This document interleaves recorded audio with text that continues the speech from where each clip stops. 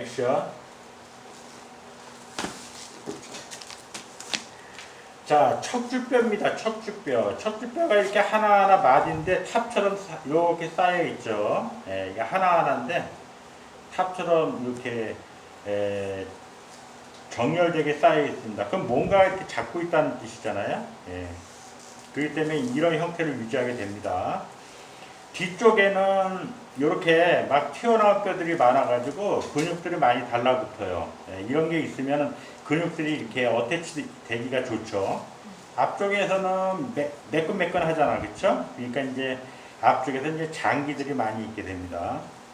경추부 쪽을 보게 되면은 경추부도 이렇게 돼 있어요. 경추는 굉장히 짧아요, 여기가 공간이. 그래서 뭐 경추 뼈가 7개라고 그러는데 7개를 갖다 이렇게 비틀잖아요. 목을 이렇게 돌리듯이. 그러면은 위아래는 별로 안 돌아가고 가운데가 많이 돌아갑니다. 가운데가. 그래서 이제 경추 디스크 환자들 그러면 보통 4, 5번이에요. 예. 제가 뭐 병원에 갔을 때 경추 디스크 환자래요. 그럼 4번, 5번? 어떻게 하셨어요? 거기가 제일 많이 구겨지는 데예요. 구겨지는 데. 쉽게 얘기하면. 이게 머리고 이게 몸통이잖아요. 그래서 이렇게 비틀어 보세요. 그럼 제일 많이 함몰되는 데가 가운데잖아요. 그렇지? 그러니까 디스크 환자들은 대부분이 4번, 5번 이 제일 많고 허리는 뼈가 몇 개입니까? 5개죠.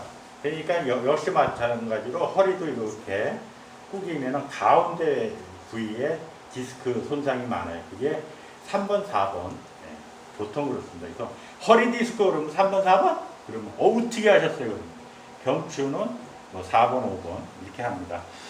그런데 이게 지금 뼈가 하나하나를 봤을 때는 척추라고 해요. 척추.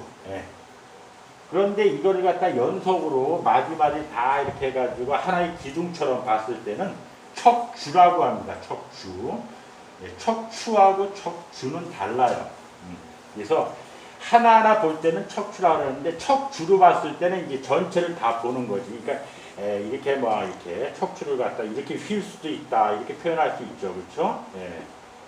몸통을 갖다 꽈배기 만들 때 머리는 여기 있고 뭐 여기가 엉덩이다 그러면은 이렇게 막 전체를 다 비틀 수 있다는 겁니다.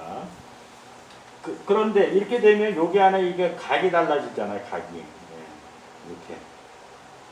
그러니까 마디를 따로 띄어내서 마사지를 하지 않아도 몸통을 갖다 많이 비틀면은 늘어나는 부위가 있고 감소되는 부위가 있습니다. 그렇죠? 반대로 하면 또 역시 마찬가지 반대 현상이 있기 때문에 이 전체를 갖다가 그냥 이렇게 머리하고 몸통을 비트는 순간 이렇게 머리하고 몸을 이렇게 비틀잖아요. 이렇게 저처럼.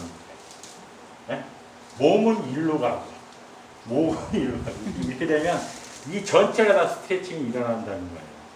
그러니까 예를 들어서 이 뒤쪽에 경추부 뒤쪽에는 많은 근육들이 붙어요. 예를 들면 이제 승모근서부터 시작해서 판상근, 췌장근, 방극근, 다혈근, 회선근, 그 다음에 후두하근인데 후두하근도 이게 4개나 돼. 이렇게 굉장히 많은 근육들이 붙는데 펠페이시 되는 것은 딱 2개입니다. 여기서부터는 마사지가 되지 않아요.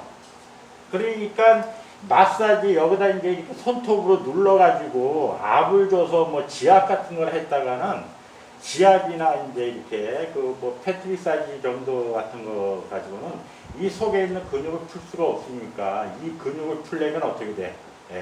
몸통을 휘는 방법밖에 없어요. 그러니까 경추부도 머리하고 상체 사이의 이 공간을 어떻게 많이 비트느냐가 관건이에요. 그리고 앞쪽에는 같은 목인데 앞쪽에는 후두연골이 있잖아요. 후두연골. 이 후두연골이 있고 그렇기 때문에 앞에 전척추 근막에 붙어있는 근육은 아예 타치를 못합니다. 펠트에. 그러니까 마찬가지로 목을 어떻게 비트느냐가 앞쪽에 후두연골 안쪽에 있는 근육과 그 다음에 이 후경근에 있는 근육을 동시에 비틀 수가 있다는 거예요. 이렇게 해서 마사지를 해야 되는 겁니다. 그냥 뒷덜미만 잡아가지고 뭐 이렇게 마사지 하는 것은 효율성이 없다는 거예요. 그러니까 마사지하기 좋게 이렇게 분절 돼 있다는 게 얼마나 척추뼈가 감사한 일입니까? 만약에 민자로 돼 있다면 마사지를 못 했겠죠. 근데 이렇게 마디마디로 돼 있다는 게 우리를 위해서 이렇게 구조화되어 있나 하는 생각이 들 정도로 우리한테는 굉장히 좋은 환경이라고 할 수 있어요. 그런데 이제 중요한 거는 뭐냐면 경추부는 다른 데에 비해서 뼈가 작아요. 뼈가 조그맣니다.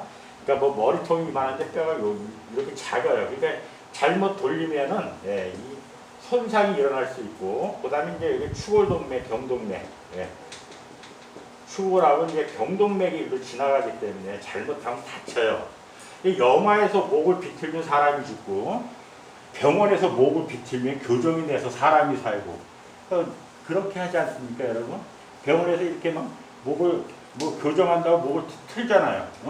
그거 교정도 아닌데, 그냥 이렇게 목을 틀면은 속에서 이렇게 소리가 나요. 이렇게 관절에서 소리가 나지. 이렇게 보면 소리가 나요. 그렇죠? 이렇게 나는 거예요. 그냥 마디 사이에는 공기가 있어서. 근데 이렇게 하면 뭐 교정이 됐다고 하면 개구라들 떨고 그 돈을 걸고 그러는데 그건 아닙니다. 그러니까 이 자체가 어떻게 돼? 스트레칭이죠. 이렇게 꺾는 게 평소에 이렇게 안 꺾잖아. 그러니까 그 경추 사이에 근막이 한번 뒤틀어지는 거예요. 뒤틀어지면서 그 공기가 터지는 소리가 나는 거지. 공기가 터지는 소리가 났다는 건 뒤틀어졌다는 걸 증명하는 거잖아. 그 자체가 스트레칭이 되고 유착됐다면 그 행위로 인해서 혈액순환이 되고 림프순환이 되는 겁니다. 거기까지인 거예요. 이게 목이 이렇게 됐는데 교정을 해서 이렇게 했다. 이거는 거짓말이에요. 사기꾼들이나 하는 얘기입니다. 절대 그런 얘기 여러분 어디 가서 뭐 그런 얘기 하시면 안 돼요. 그러니까 얘를 어떻게 디테일하게 분절 얘를 뒤트느냐가 목 근육을 이완하는 핵심이다라고 할 수 있어요. 우리가 해부학적으로는 이렇게 많이 알고 있지만 손댈 수 없는 것들입니다. 다. 위치는 여기에 있지. 요 뒤통수 밑에 후두연골이라고 있고 무슨 아문열, 천지열, 무슨 풍문, 풍지, 뭐 왕골. 알면 뭐하나? 알면 뭐하냐고. 손에 안 닿는데. 손에 닿으니까 마사지 하면 안 닿아요. 심부에 있어가지고. 그냥 위치가 여기 있다는 거예요. 여기에 있다는 거지. 이게 안 닿는데 왜 안 닿는데 위에다가 이렇게 헛고생을 하냐고. 그거 웃기잖아. 말로는 여기야. 그게 있어. 근데 뭐 어쩔 건데. 이게 승모근이하고 판상근이지 이게 후두하근입니까? 그러니까 후두하근을 움직이기 위해서는 경추 1번하고 2번, 경추 1번하고 2번은 우겨야 돼. 비틀어야 돼. 얘는 일로 돌리고 얘는 일로 돌리고. 이게 테크닉이에요. 그래야지만 얘가 이완이 되는 거야. 얘 똑바로 놓은 상태에서 이렇게 비비면 그거는 저기가 아닙니다. 왜? 그 경락에서도 보면 뭐 암은 뭐 이렇게 풍문, 풍지열 이렇게 하는데 그거는 그냥 그 침자리라는 거지 이 레이어하고는 상관이 없어요. 그리고 목에다 뭐 깊이 침 찌르니까 아파하면 싫어해. 그 환자가 안 와.